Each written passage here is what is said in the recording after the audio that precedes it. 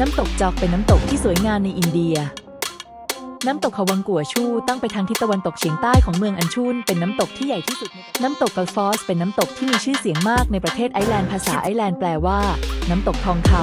ำน้ำตกเดทิยานตั้งอยู่บนพรมแดนระหว่างประเทศจีนและเวียดนามถือเป็น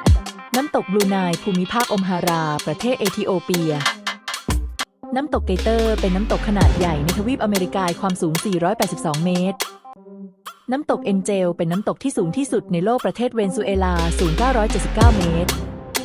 น้ำตกในแองการาเป็นน้ำตกที่มีขนาดใหญ่และกว้างมากกินพื้นที่ไปถึง2พรมแดนอย่างแคนาดาและสหรัฐอเมริกา